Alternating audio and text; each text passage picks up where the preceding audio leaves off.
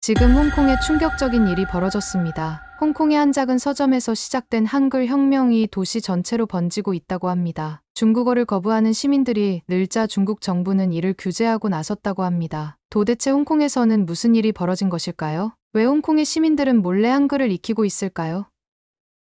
지금 바로 알아보겠습니다. 안녕하세요. 저는 홍콩 몽콕의 작은 골목에서 책방 4월을 35년째 운영하고 있는 린사만이라고 합니다. 제 나이 이제 68, 하지만 아직도 매일 아침이면 나무 문을 열고 책방에 들어서는 그 순간만큼은 제가 30살 때와 똑같은 기분이 듭니다. 우리 책방은 특별합니다. 천장까지 닿는 책장. 그 좁은 틈새로 햇빛이 스며드는 모습이 얼마나 아름다운지 모르겠어요. 그런데 더 특별한 건 여기 꽂힌 책들이죠. 모두 광동어로 쓰인 책들 뿐입니다. 우리 책방에선 오직 광동어 책만 취급하거든요. 왜 광동어 책만 파냐고요? 사람들이 항상 묻습니다. 대답은 간단해요. 이건 우리의 정체성이니까요. 홍콩 반환 이후 광동어는 점점 설 자리를 잃어가고 있어요. 학교에서는 보통화 중국 표준어로 수업하고 공문서도 보통화로 바뀌었죠. 그러니 누군가는 지켜야 하지 않겠어요? 그날도 평소와 같은 오후였습니다. 책방 문이 열리고 중년 남성 관광객이 들어왔어요. 북경 악센트가 강한 보통화로 말을 걸더군요. 여기 좋은 책 있습니까? 홍콩 기념품으로 살만한 거 추천해주세요. 저는 미소를 지으며 광동어로 대답했습니다. 죄송하지만 이곳은 광동어 책방입니다. 그런데 그 관광객, 제 말을 전혀 이해하지 못한 듯 계속해서 보통화로 이야기를 이어갔어요. 결국 천천히, 그러나 단호하게 말했죠. 선생님, 죄송합니다만 이곳은 광동어 책방입니다. 보통화 책은 취급하지 않습니다. 그때부터 상황이 달라졌어요. 관광객의 표정이 순식간에 굳어졌고 목소리는 한 옥타브 높아졌죠. 이게 무슨 차별이요? 우리는 모두 중국인 아닙니까? 왜 중국어를 거부하는 거요? 혼자 있었다면 그냥 참았을 텐데. 그날따라 학생 손님들이 많았어요. 젊은이들 앞에서 우리의 목소리를 죽일 수는 없었죠. 선생님, 광동어도 엄연한 중국어입니다. 다만 저희는 홍콩의 언어, 우리 고유의 말을 지키려는 것뿐이에요. 이해해 주시길 바랍니다. 그 말에 관광객은 더 화를 냈고 결국 문을 쾅 닫고 나가버렸습니다. 그게 끝인 줄 알았는데 다음 날 아침 SNS에 중국어 거부 서점 영상이 올라왔더군요. 제 얼굴이 또렷이 보이고 제 말은 완전히 편집된 채로요. 일부 언론에서는 저를 시대에 뒤떨어진 고집불통이라고 비난했습니다. 사업장 앞에 낯선 사람들이 모여있기도 했고요. 그날 밤 책방 문을 닫으며 창밖을 바라보는데 가슴이 너무 무거웠어요. 하지만 그때 한 젊은 학생이 다가와 조용히 말했죠. 할머니, 저는 할머니의 말씀이 맞다고 생각해요. 광동어는 그냥 말이 아니라 우리의 기억이잖아요. 그 말에 눈물이 왈칵 쏟아질 뻔했어요. 맞아요. 광동어는 그냥 말이 아니라 우리의 기억이니까요. 그리고 기억을 지키는 일. 그것이 제가 35년간 이 작은 책방을 지켜온 이유였습니다. 논란 이후 책방은 평소보다 조용해졌어요. 단골 손님들은 여전히 찾아왔지만 낯선 시선을 의식해서인지 발걸음이 뜸해진 기분이었죠. 하루하루가 그렇게 지나갔습니다. 그러던 어느 비 오는 오후, 문이 열리며 낯선 여성이 들어왔어요. 수수한 정장 차림에 단정한 단발머리, 어딘가 한국인처럼 보이는 분이었습니다. 안녕하세요. 책방 4월이 맞나요? 서툰 광동어로 물었죠. 네, 맞습니다만. 저도 모르게 경계하는 마음이 들었어요. 요즘 이런저런 사람들이 찾아와서 말이죠. 죄송합니다. 제 광동어가 서툴러서요. 저는 주홍콩 한국총영사관에서 근무하는 김윤이라고 합니다. 김윤이는 명함을 건네며 환하게 웃었어요. 주홍콩 한국총영사관 문화담당 외교관이라는 직함이 선명했습니다. 갑자기 웬 한국 외교관이 제 책방에 왔을까 의아했죠. 실은 지난주 뉴스를 보고 찾아왔습니다. 린사만 선생님께서 광동어를 지키시는 모습이 너무 감동적이었어요. 예상치 못한 말에 당황스러웠어요. 요즘 제 이야기가 뉴스에 나온다면 대부분 비난일 텐데 이분은 감동적이라고 하시니 말이죠. 많은 사람들이 자기 문화와 언어의 가치를 잊어버리는 시대에 선생님 같은 분이 계시다는 것이 정말 위로가 됩니다. 김윤희의 말에서 진심이 느껴졌어요. 오랜만에 누군가 제 마음을 알아준다는 느낌이 들었죠. 차 한 잔을 대접하고 이야기를 나누는데 김윤희가 가방에서 무언가를 꺼냈습니다. 이건 작은 선물인데요. 받아주시겠어요? 훈민정음 해례본 번역본입니다. 그녀가 내민 책은 얇았지만 묵직했어요. 고풍스러운 표지에 이상한 문자들이 그려져 있었죠. 이건 한글이라는 우리나라 글자의 탄생 비밀이 담긴 책입니다. 백성을 위해 만들어진 글자예요. 김윤희는 책을 펼치며 설명했습니다. 그 순간 제 눈이 번쩍 뜨였어요. 백성을 위해 만들어진 글자라는 말이 가슴 깊은 곳을 울렸거든요. 우리나라 세종대왕님은 어려운 한자 때문에 글을 모르는 백성들이 안타까워서 누구나 쉽게 배울 수 있는 글자를 만드셨어요. 그게 바로 한글입니다. 책을 받아든 제 손이 살짝 떨렸습니다. 600년 전 먼 나라의 이야기인데 왜 이렇게 가슴이 뭉클해지는 걸까요? 책장을 넘기니 낯선 문자들이 나왔어요. 동그라미, 직선, 점이 모여 만든 단순하면서도 아름다운 글자들. 한글은 정말 아름답네요. 진심이었어요. 네. 그리고 과학적이고 체계적이어서 배우기도 쉽습니다. 린사만 선생님처럼 자기 말과 글을 사랑하는 분이라면 분명 한글의 철학에도 공감하실 거예요. 그날 저녁 책방을 닫고 홀로 앉아 그 책을 다시 펼쳤습니다. 나이 든 제가 모르는 외국어로 쓰인 책이었지만 펼치는 순간 묘한 힘이 느껴졌어요. 마치 오래전 제 할머니가 들려주시던 이야기를 다시 듣는 것 같았달까요? 책방 구석, 제가 가장 아끼는 자리에 그 책을 조심스레 전시했습니다. 그리고 그날 밤, 이상하게도 오랜만에 편안한 잠이 들었어요. 마치 누군가가 제 어깨를 토닥여주는 것 같은 기분이었죠. 새로운 저항의 씨앗. 그것이 제 마음속에 조용히 싹트기 시작한 순간이었습니다. 다음 날, 김윤희가 다시 책방을 찾아왔어요. 마침 비가 추적추적 내리던 오후라 손님도 없었죠. 린사만 선생님, 혹시 한글에 대해 더 알고 싶으신가요? 김윤희의 제안에 솔직히 망설였어요. 내 나이 68배 새 언어를 배운다는 게 가당키나 한 일인가 싶었거든요. 하지만 그녀의 진심 어린 눈빛에 이상하게 마음이 끌렸습니다. 가르쳐 주실 수 있으세요? 조심스레 물었죠. 그렇게 시작된 우리의 밤의 한글 수업. 책방 문을 닫은 후 작은 탁자에 앉아 김윤희와 함께 한글을 배우기 시작했습니다. 처음엔 단순히 호기심이었지만 배우면 배울수록 이 글자에 빠져들게 됐어요. 고운 혀가 목구멍을 막는 모양을 본떴고 놓은 혀가 위신몸에 닿는 모양이에요. 김윤희의 설명을 들으며 깜짝 놀랐습니다. 글자가 소리나는 모양을 본떴다니 이런 발상은 처음이었거든요. 한자는 그림에서 발전했다지만 소리의 모양을 글자로 만든다는 건 완전히 다른 차원의 생각이었죠. 이건 정말 대단한 발명이네요. 진심으로 감탄했어요. 가장 신기했던 건 광동어를 한글로 적을 수 있다는 점이었습니다. 김윤희가 제 이름 린사만 링샤민을 한글로 써주었어요. 린사만, 세 글자로 깔끔하게 적힌 제 이름을 보니 기분이 이상했습니다. 한자의 복잡함과는 전혀 다른 단순함. 그러나 그 안에 담긴 깊은 철학. 와, 이렇게 단순한데 이름을 완벽하게 표현할 수 있네요. 네.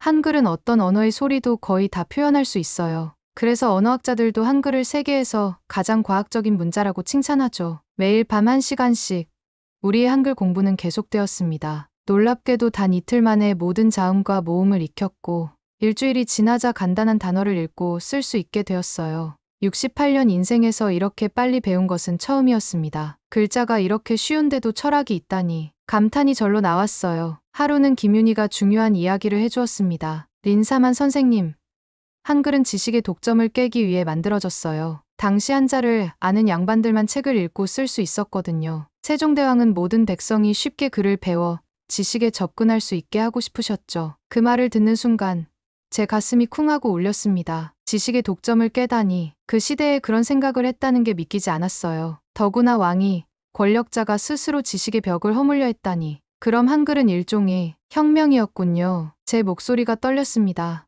맞아요. 문자의 혁명이었죠. 그리고 그 혁명은 성공했어요. 오늘날 한국의 문해율은 세계 최고 수준이니까요. 그날 밤 잠들기 전까지 계속 생각했습니다. 문자가 단순히 소통의 도구가 아니라 권력이 될 수도 해방이 될 수도 있다는 사실에. 그리고 잠들기 직전 문득 깨달았어요. 나도 혁명을 시작할 수 있을까? 다음 날 아침 평소보다 일찍 일어났어요. 머릿속에 떠오른 생각 때문이었죠. 책방으로 서둘러 가는 길에 문구점에 들러 색색의 포스트잇과 두꺼운 펜을 샀습니다. 책방에 도착하자마자 작업을 시작했어요. 가장 많이 사용하는 광동어 단어들을 골라 한글로 적기 시작했죠. 사랑, 아이, 희망, 몽, 자유. 한 단어 적을 때마다 묘한 해방감이 느껴졌어요. 마치 오래된 상자를 열고 보물을 발견한 것 같달까요? 완성된 포스트잇을 책방 벽에 하나씩 붙이기 시작했습니다. 노란색, 분홍색, 하늘색 포스트잇이 책방 벽을 수놓기 시작했죠. 처음 오전에 들른 단골 손님 웡 아저씨는 의아한 표정으로 물었습니다. 린사만, 이게 뭐요? 외국 글자인가? 네. 한글이라고 해요. 한국의 글자죠. 우리 광동어를 이걸로 적어보고 있어요. 왜요? 갑자기 한국에 관심이 생겼나? 아니요, 그냥 우리 말을 지키는 또 다른 방법을 찾고 있어요. 웡 아저씨는 고개를 갸우뚱하며 책을 고르러 갔지만 나가기 전에 다시 벽을 한참 쳐다보더군요. 그날 오후 더 많은 손님들이 벽에 붙은 포스트잇에 관심을 보였어요. 대부분은 그저 신기해할 뿐이었지만 몇몇은 진지하게 질문했죠. 이거 배우기 어려워요. 이 글자로 우리말을 다 표현할 수 있나요? 왜 하필 한글인가요? 모든 질문에 성심성의껏 답했습니다. 그리고 며칠 후 놀라운 일이 벌어졌어요. 책방 근처 시장에 채소 아주머니가 찾아온 거예요. 린사만, 벽에 붙은 거 좀 볼게요. 채소 아주머니는 벽을 유심히 살펴보더니 손가락으로 한 포스트잇을 가리켰습니다. 이거 채소라고 쓴 거죠. 발음이 딱 맞네요. 제가 놀라서 물었어요. 어떻게 아셨어요? 매일 지나가면서 봤거든요. 포스트잇에 한글이랑 한자가 같이 적혀 있잖아요. 몇 번 보다 보니 이게 채소구나 싶었죠. 이거 광동어 같은데요? 바로 그때였습니다. 제 머릿속에 전구가 켜지는 순간 사람들이 스스로 관심을 가지고 배우기 시작한 거예요. 김윤희에게 이 이야기를 전하자 그녀도 기뻐했습니다. 린사만 선생님, 주말에 한글 수업을 열어보는 건 어떨까요? 그렇게 시작된 주말 한글 수업, 처음엔 3명뿐이었어요. 채소 아주머니, 그녀의 딸, 그리고 대학생 청년 하나. 하지만 입소문이 퍼지면서 두 번째 수업엔 8명, 세 번째 수업엔 15명으로 늘어났죠. 책방이 좁아서 의자를 더 놓을 수도 없는 상황이 되었어요. 린사만 선생님, 저도 제 이름을 한글로 적고 싶어요. 저희 가게 간판에도 한글을 넣어도 될까요? 사람들의 반응이 상상 이상이었습니다. 가장 놀라웠던 건 세대를 초월한다는 점이었어요. 저처럼 나이 든 할머니부터 초등학생까지 모두가 한글에 매료되었죠. 나이 든 나도 이틀 만에 배웠어요. 제가 말하면 다들 놀라워했죠. 그리고 정말 놀라운 건 수업에 참여한 모든 사람들이 일주일 만에 기본을 마스터했다는 거예요. 한자를 배우려면 몇 년이 걸리는데 말이죠. 한글의 접근성에 사람들은 감탄했고 저는 그들의 눈빛에서 무언가를 보았습니다. 희망. 그래요.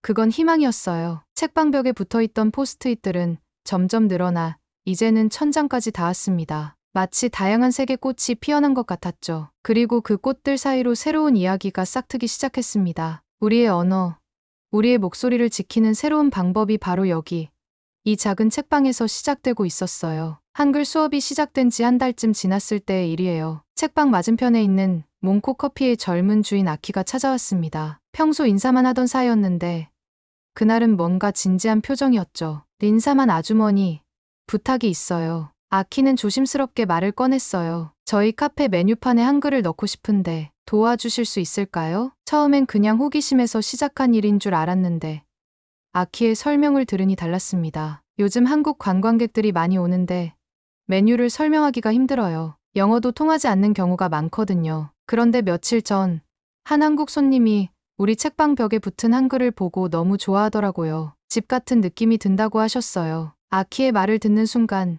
묘한 감정이 밀려왔어요. 제가 시작한 작은 움직임이 이런 식으로 퍼져나간다니. 김윤희와 함께 아키의 카페 메뉴를 한글로 옮기는 작업을 시작했습니다. 홍콩식 밀크티, 홍콩차이, 계란 와플, 단고 벤징, 유자 아이스티, 율지빙차?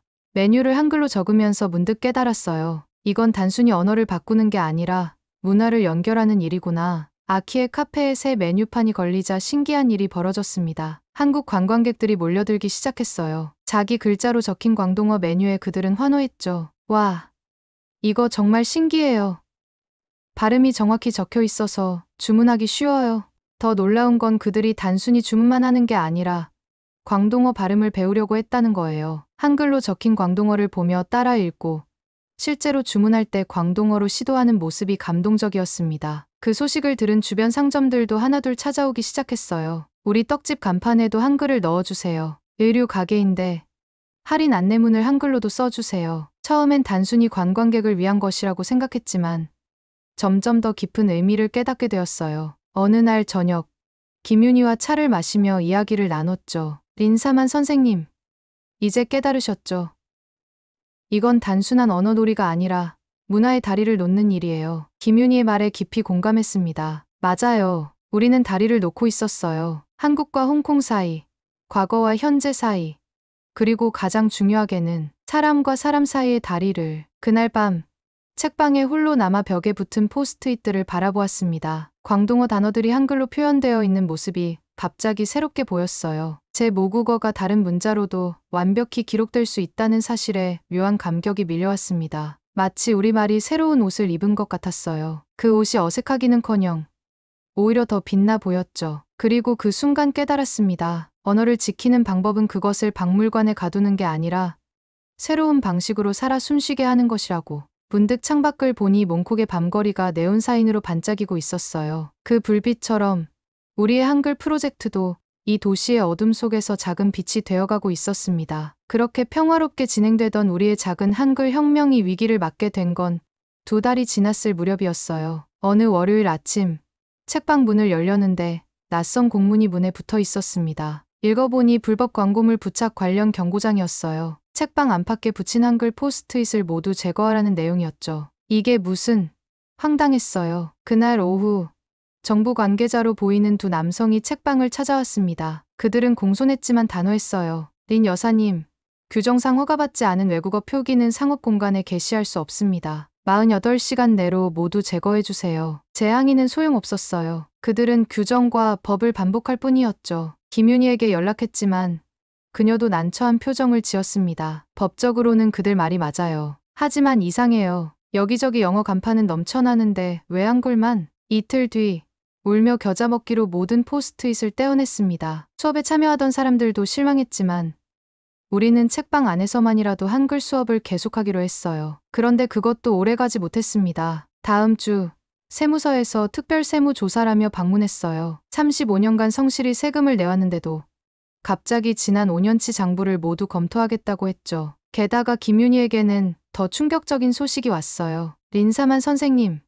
제 비자 갱신이 거부됐어요. 이유도 알려주지 않고요. 2달 안에 홍콩을 떠나야 해요. 김윤희의 목소리가 떨렸어요. 저도 가슴이 무너지는 것 같았습니다. 이게 우연일 리 없었죠. 누군가는 우리의 작은 움직임을 위협으로 느끼고 있었던 거예요. 그렇게 조용한 탄압이 시작되었습니다. 세무조사는 끝없이 이어졌고 책방을 찾던 단골들도 하나둘 발길을 끊기 시작했어요. 한글 수업에 참여하던 사람들도 이런저런 이유로 나오지 않게 되었죠. 어느 날 20년 넘게 책방을 찾던 단골 손님 리우 씨가 마지막으로 찾아왔어요. 린사만, 우리 딸이 공무원 시험을 준비 중이라 당분간 여기 못 올 것 같아요. 리우 씨의 눈빛에서 미안함과 두려움이 보였습니다. 저는 억지로 미소를 지었죠. 괜찮아요. 리우 씨, 이해해요. 리우 씨는 떠나기 전 문 앞에서 돌아보며 작은 목소리로 말했습니다. 이런 시대에 정치적이지 않은 것이 어딨어요. 당신이 하는 일이 옳다고 생각해요.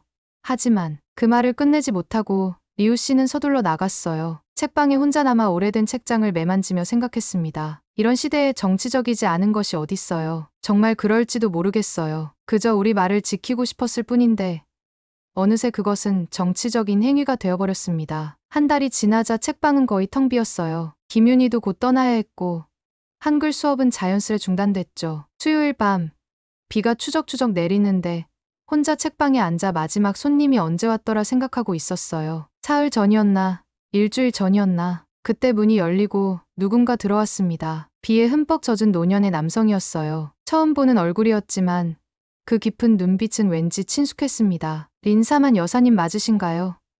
그가 조용히 물었어요. 네, 맞습니다만. 누구신지? 그는 문을 조심스레 닫고 주위를 살핀 후 작은 목소리로 대답했습니다. 제 이름은 마자잉입니다. 당신을 꼭 만나봐야겠다고 생각했어요. 그 이름을 듣는 순간 숨이 멎는 것 같았어요. 마자잉, 1989년 홍콩 민주화 시위를 이끌었던 그 유명한 활동가. 지금은 은둔 생활을 하고 있다고 알려진. 어떻게 여기에? 마자잉은 조용히 미소 지었습니다. 옛 친구로부터 당신 이야기를 들었어요. 한글로 광동어를 지키는 노력에 대해서요. 탄압으로 모든 것이 무너져 내리던 그 순간 예상치 못한 방문객의 등장은 마치 어둠 속의 한 줄기 빛 같았습니다. 한글에서 우리가 잊은 어떤 정신을 봅니다. 마자잉의 말이 제 귀에 깊이 박혔어요. 그날 밤 마자잉은 오랜 시간 책방에 머물렀습니다. 비가 그친 뒤에도 우리의 대화는 계속되었죠. 린사만 여사님, 당신의 이 작은 저항이 얼마나 중요한지 아십니까? 이제 언어는 단순한 의사소통 도구가 아니에요. 정체성의 마지막 보루죠. 마자잉의 눈빛에서 진심이 느껴졌어요. 그는 30년 넘게 민주화 운동을 이끌어왔지만 지금은 숨어 지내는 신세였죠. 그런 그가 저를 찾아왔다는 사실이 믿기지 않았습니다. 하지만 저는 이제 모든 게 무너져가고 있어요. 김윤희도 곧 떠나고 사람들도 더 이상 오지 않고 제 말을 듣던 마자잉이 고개를 저었습니다. 포기하지 마세요. 역사는 항상 작은 불씨에서 시작됩니다. 그날 이후 마자잉은 가끔 책방을 찾아왔어요. 항상 다른 모자, 다른 안경을 쓰고 나타났지만 그 눈빛만은 변함없었죠. 그리고 무엇보다 놀라웠던 건 마자잉이 다른 사람들을 한 명씩 데려오기 시작했다는 거예요. 이분은 제 옛 학생이에요. 이분은 신문사에서 일하는 친구입니다. 조용히, 아주 조용히 사람들이 다시 모이기 시작했어요. 책방 구석에서 소곤소곤 한글을 배우는 모임이 다시 시작된 거죠. 이번엔 훨씬 더 조심스럽게, 마치 비밀 결사처럼. 그리고 가장 놀라운 순간은 김윤희가 떠나기로 한 날, 공항에서 전화가 온 거예요. 린사만 선생님, 저 돌아갔다가 다시 왔어요. 아직 할 일이 남았잖아요. 김윤희의 목소리였어요. 알고 보니 그녀는 한국으로 돌아갔다가 관광비자로 다시 홍콩에 입국한 거였죠. 이제는 공식적인 외교관 신분은 아니었지만 그녀의 열정만은 변함없었습니다. 세 사람이 함께 모인 그날 밤, 책방은 오랜만에 활기를 되찾았어요. 김윤희, 마자잉, 그리고 저, 서로 다른 배경을 가진 세 사람이 한자리에 모여 앞으로의 계획을 논의했죠. 이제 더 조심해야 해요. 하지만 포기할 순 없어요. 김윤희가 결연한 목소리로 말했고 마자잉도 고개를 끄덕였습니다. 린사만 여사님, 당신이 시작한 일의 의미를 사람들에게 들려주세요. 그 말에 용기를 얻어 오랫동안 마음에 담아두었던 편지를 꺼내 두 사람 앞에서 읽기 시작했습니다. 세종대왕이 백성을 위해 만든 그 마음, 지금 여기 있습니다. 우리 말을 지키는 것은 단순히 과거를 보존하는 일이 아닙니다. 그것은 우리의 미래를 위한 싸움입니다. 문자는 단순한 기호가 아니라 영혼의 그릇입니다. 그 안에 우리의 목소리, 우리의 기억, 우리의 꿈이 담겨 있지요. 편지를 다 읽고 고개를 들자 두 사람의 눈에 눈물이 고여 있었어요. 우리 세 사람은 그날 밤 다시 한번 작은 혁명을 시작하기로 했습니다. 계속된 세무조사와 압박 끝에 결국 책방 4월은 폐쇄 통보를 받았습니다. 35년의 세월이 담긴 공간을 떠나야 한다니 가슴이 찢어지는 듯했어요. 마지막 날 책들을 상자에 담으며 눈물이 멈추지 않았습니다. 이게 정말 끝인 걸까? 그런 생각에 잠겨 있을 때였어요. 린사만 할머니, 문이 열리며 반가운 목소리가 들려왔어요. 리우의 아들 샤오강이었습니다. 그도 한때 한글 수업에 참여했던 대학생이었죠. 샤오강, 여긴 어쩐 일이니? 샤오강은 숨을 고르며 말했어요. 제가 좋은 소식이 있어요. 우리 가게 옆에 작은 공간이 있는데 거기서 다시 시작하면 어떨까요? 놀라서 말문이 막혔어요. 샤오강의 가족은 몽콕 시장 근처에서 작은 찻집을 운영하고 있었거든요. 하지만 내 부모님이 괜찮아요. 아버지가 직접 보내셨어요. 정부는 책방을 닫게 할 수 있어도 사람의 마음까지 닫게 할 순 없다고 하셨거든요. 그 말에 가슴 깊은 곳에서 뜨거운 것이 올라왔어요. 포기했다고 생각했던 사람들이 사실은 여전히 마음으로 응원하고 있었다니. 그렇게 우리는 새로운 시작을 했습니다. 이윤의 찻집 옆 작은 창고를 개조해 만든 공간. 이름하여 자모다방. 자모는 한글의 자음과 모음을 뜻하고 다방은 차를 마시는 곳이라는 의미였죠. 책방보다 훨씬 작았지만 그곳에는 새로운 희망이 가득했어요. 책을 판매하는 건 이제 그만두고 대신 차를 마시며 책을 읽고 한글을 배우는 공간으로 만들어요. 김윤희의 제안이었죠. 법적으로는 그저 평범한 찻집이었기에 적어도 표면적으로는 문제가 없었습니다. 벽에 한글 포스트잇을 붙이는 대신 이제는 작은 메뉴판과 티코스터에 한글을 새겼어요. 하나하나 손으로 직접 쓴 글자들. 그게 우리의 새로운 저항이 되었죠. 자모다방은 금세 소문이 났어요. 젊은이들이 먼저 찾아왔고 놀랍게도 나이 드신 분들도 하나둘 오기 시작했습니다. 차를 마시며 조용히 책을 읽고 가끔 한글에 대해 이야기를 나누는 그런 공간이 된 거예요. 특히 마음을 울렸던 건 다양한 세대가 함께 모이는 모습이었어요. 70대 할머니와 대학생이 같은 테이블에 앉아 광동어를 한글로 적는 연습을 하는 광경이란 이렇게 쓰는 게 맞나요? 머리가 하얗게 센 어르신이 종이를 보여주면 젊은 학생이 고개를 끄덕이며 완벽해요 라고 대답하는 모습이 감동적이었습니다. 어느 날 마자잉이 특별한 손님을 데려왔어요. 홍콩 문화유산 보존회의 회장이었죠. 이 작은 공간에서 일어나는 일이 우리 홍콩의 문화유산을 지키는 중요한 시도라고 생각합니다. 그 회장님의 말씀에 용기를 얻어 우리는 더 다양한 활동을 시작했어요. 한글로 광동어 동화책을 만들기, 광동어 시를 한글로 옮겨 쓰기, 심지어 한글로 광동 노래 가사를 적어 부르기까지. 자모다방은 점점 더 많은 이야기가 피어나는 장소가 되었습니다. 아이들은 자신의 이름을 한글로 쓰는 법을 배웠고, 어르신들은 옛 이야기를 들려주셨죠. 그리고 저는 제 인생에서 가장 행복한 시간을 보내고 있었어요. 6개월이 지난 어느 날, 자모다방 오픈 기념일을 맞아 특별한 행사를 준비했습니다. 그동안 모인 사람들이 모두 한자리에 모였어요. 차를 마시며 이야기를 나누던 중